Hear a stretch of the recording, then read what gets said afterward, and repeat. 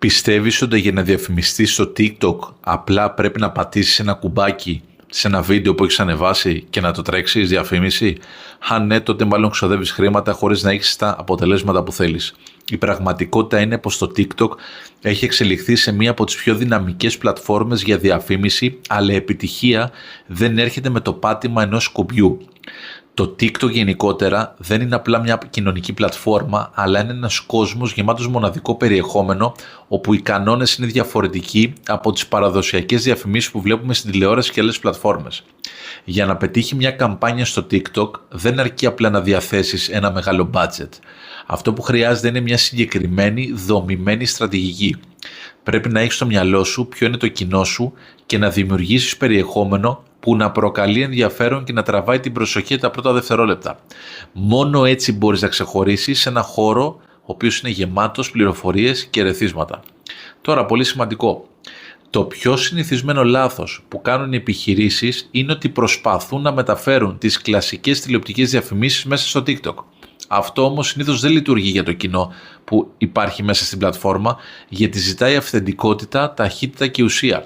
Θέλει βίντεο που να μην μοιάζει με τα καθώς πρέπει διαφημιστικά μηνύματα που βλέπεις στην τηλεόραση, αλλά να είναι λίγο πιο ζωντανά, να λύνουν πραγματικά ένα πρόβλημα και να προσφέρουν κάποιο όφελος, ακόμα και διασκέδαση με απλό και άμεσο τρόπο.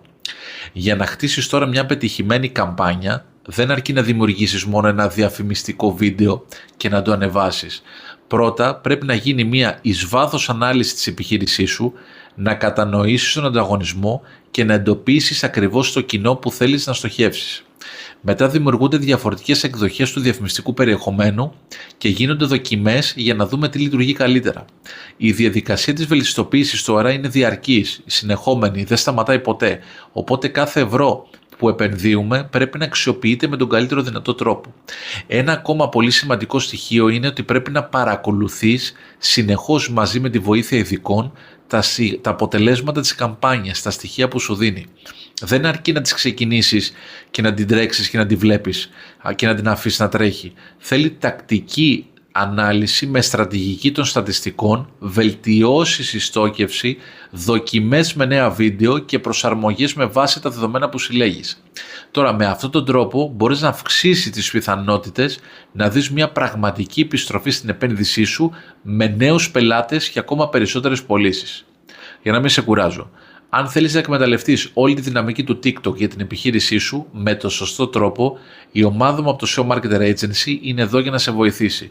Αναλαμβάνουμε τη δημιουργία αποτελεσματικού περιεχομένου, την επαγγελματική διαχείριση TikTok διαφημίσεων, τη στρατηγική ανάπτυξη και τη συνεχή βελτιστοποίηση των καμπανιών σου. Μπορείς να επικοινωνήσεις μαζί μας και να κάνουμε το TikTok μια αξιόπιστη πηγή νέων πελατών για την επιχείρησή σου.